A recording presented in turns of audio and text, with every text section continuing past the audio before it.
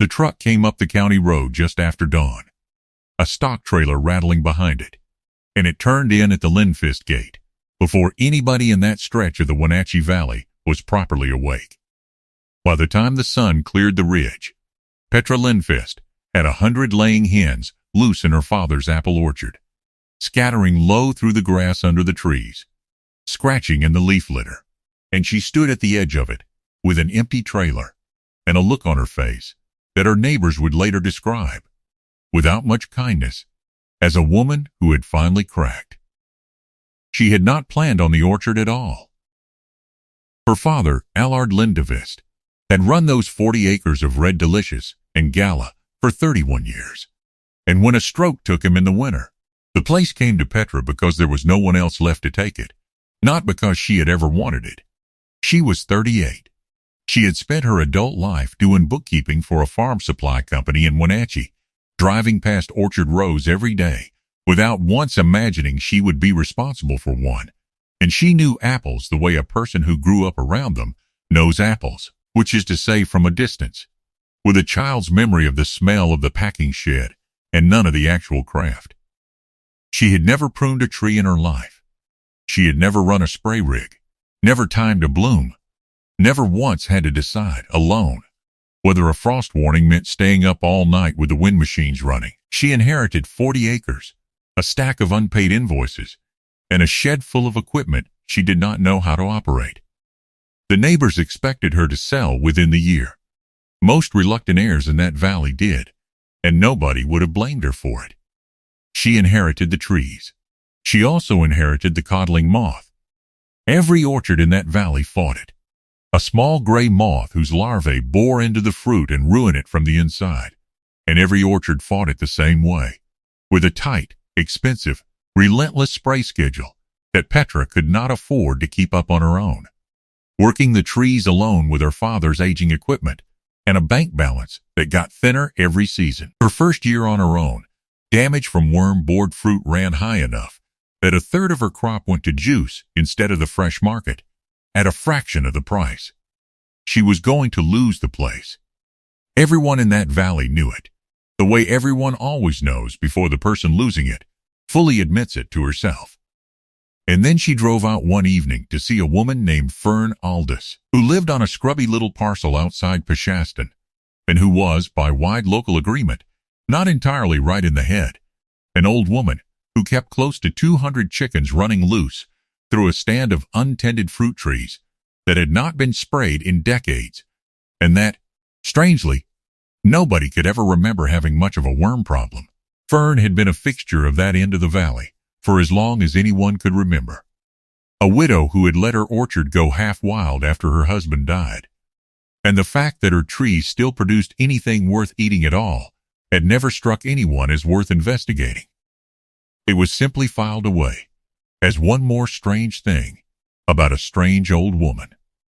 People called her the Chicken Lady. They said it the way you say something about a person you have decided not to take seriously.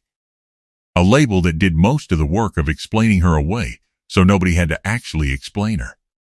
Petra took her seriously anyway, because she was out of better ideas, and 2 months later a stock trailer full of laying hens turned in at her gate, while the whole valley watched and shook its head. If stories about people who found their answer in the last place anyone expected mean something to you, subscribe and join our farming family.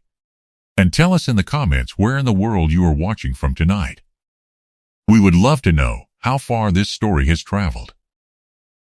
The Wenatchee Valley sits along the Columbia River in central Washington.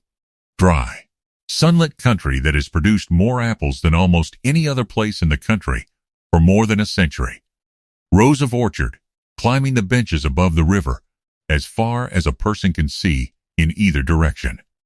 The soil is good, and the water, carried in by canal from the mountains, is reliable, but the growing season leaves no real margin for error, and every operation in that valley, large or small, runs on tight timing and tighter money. It is an unforgiving business. Margins are thin, the pest pressure is constant, and the codling moth in particular has shaped the entire rhythm of orcharding in that valley since before anyone alive there was born.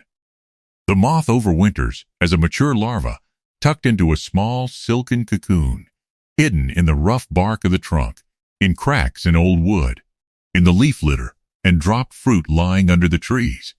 Come spring it emerges as an adult mates and lays eggs on the developing fruit, and the newly hatched larvae bore straight into the apple, feeding inside where no spray can reach them, and the grower does not know the damage is there until the fruit is picked and cut and it is too late.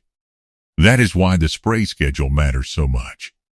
It is aimed almost entirely at killing the adult moths and the newly hatched larvae before they can bore in, and it has to be timed with real precision, and it costs real money, year after year, with no room for a bad season. Fern Aldous had stopped spraying entirely 20 years earlier, when her husband died, and she could no longer afford a contractor or the equipment herself. And by every rule Petra understood about orcharding, her trees should have been overrun. They were not. Fern did not have a theory when Petra asked her about it. Not really. Not one she could explain in the language an extension bulletin would use. She only knew that her chickens spent their days under those trees, and that she had noticed, without setting out to notice it, that she almost never had to throw out a wormy apple.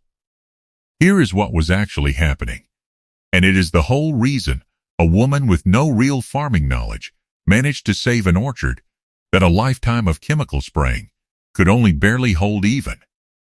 A codling moth spends the vast majority of its life cycle not as the moth people picture flying at dusk, but as a larva or a pupa hidden low in the leaf litter, in the loose bark near the base of the trunk, and in the dropped wormy fruit that falls to the ground through the season and is usually left to rot where it lands. Most orchard sanitation advice tells growers to rake and remove that dropped fruit for exactly this reason, though almost nobody in a valley that size has the labor to do it thoroughly, row after row, day after day, through an entire season. A chicken is, by nature, a close, relentless ground forager. It scratches through leaf litter constantly, turning over exactly the kind of debris a codling moth larva hides in, and it will eat almost anything it uncovers that moves or looks remotely like food, larvae and pupae very much included. It will also eat the dropped fruit itself, wormy apples and all, destroying the very larvae inside them before those larvae can complete their life cycle and become next year's moths. A chicken cannot reach the fruit still hanging on the tree. It cannot stop this year's crop from being attacked, and it will not replace a spray program outright in a single season. But every single larva a flock of hens finds and eats on the ground is one less adult moth flying the following spring. And over years, generation after generation, that steady daily foraging under the trees drives the overwintering population down far below what the orchard can otherwise sustain. It is not a spray. It is a slow erosion of the pest's own numbers, carried out 400 times a day by 100 birds who do not know or care that they are doing pest control at all, and it compounds.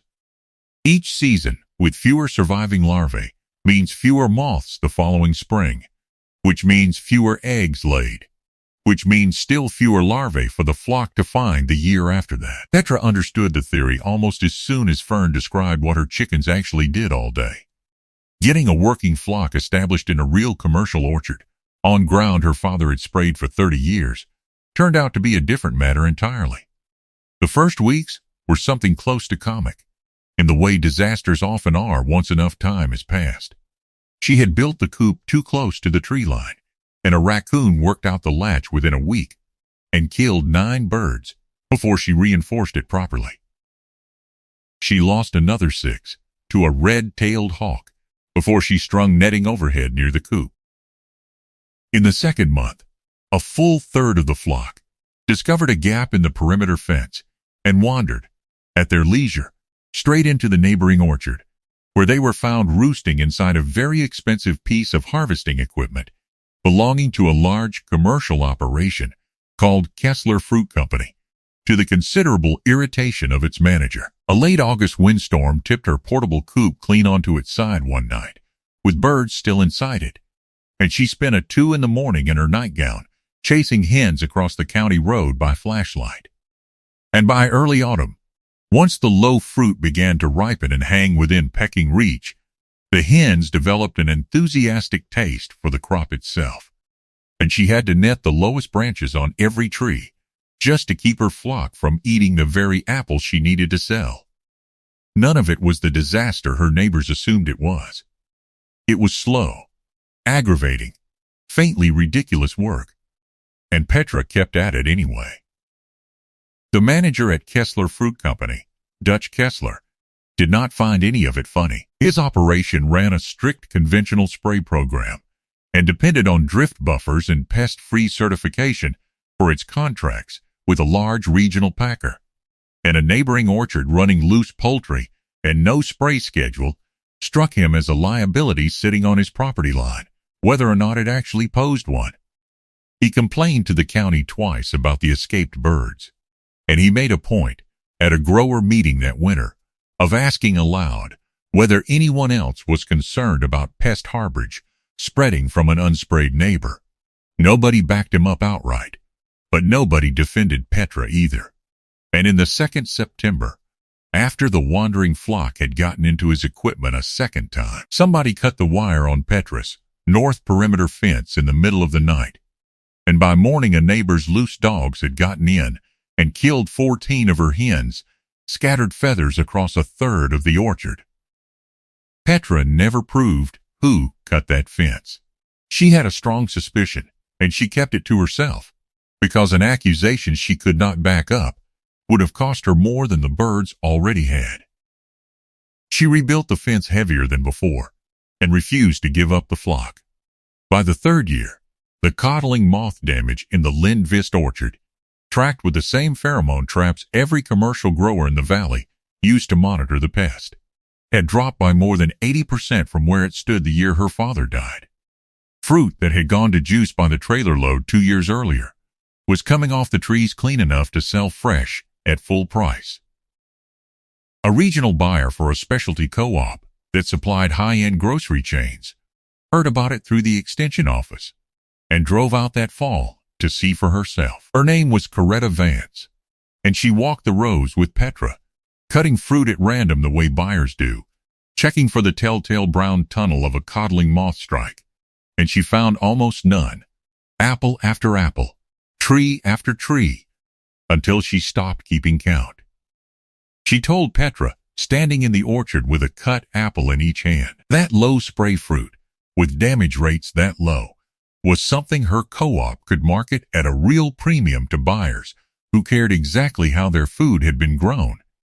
And she offered Petra a 3-year supply contract on the spot, at nearly twice what she had been getting from the regular packer.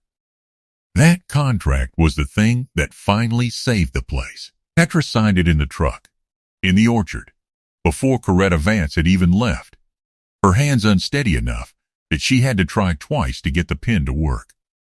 Dutch Kessler drove past that fall and saw the co-op truck loading crates at the Lindvist packing shed, and understood, without anyone telling him directly, exactly what had happened on the ground he had spent 2 years complaining about. It should have ended there, with the chicken lady vindicated, and the reluctant daughter saved, and the whole valley slowly coming around. And for 2 more years, it very nearly did go that way. Petra expanded the flock. 2 smaller neighboring orchards asked her to help them start their own. Then, in the 5th spring, a highly pathogenic strain of avian influenza moved through wild waterfowl along the Columbia Flyway and into commercial and backyard poultry across the valley. And the state agriculture department established mandatory surveillance and depopulation zones around every confirmed case. The Lindvist flock tested negative twice on 2 separate visits from state inspectors. It did not matter. A confirmed case on a poultry operation 4 miles downriver put her squarely inside the mandatory control zone, and under the state order, every flock inside that boundary healthy or not, had to be depopulated to slow the spread before it could reach the much larger commercial poultry operations further down the valley. Petra stood in her own driveway and watched state contractors carry out the order on 140 birds she had built an orchard's future around. Animals that had never carried the disease at all, culled because of where a line had been drawn on a map. There was no appeal that mattered. There was no fighting a public health order with a pheromone trap count, however good the numbers were. She buried the loss the way people in that valley bury most things, quietly, and she did not restock a flock the following spring, because the zone restrictions on new poultry in an active control area ran another full year, and by the time they lifted she was not sure, for a while, that she had it in her to start over with live animals a second time. The trees remembered what the birds had done even after the birds were gone. Coddling moth pressure stayed low for 2 more full seasons on residual habit and the pheromone mating disruption traps she added to hold the gains, before it began, slowly, to climb back toward where it had started. Petra Lindfest is 61 now, and on quiet mornings, she still walks the orchard rows out of habit, listening for a sound that has not been there in a long while. Have you ever built something worth having only to watch it taken from you through no fault of your own? Tell us in the comments. We read every single one. And if this story meant something to you, subscribe and let us know where you are watching from tonight.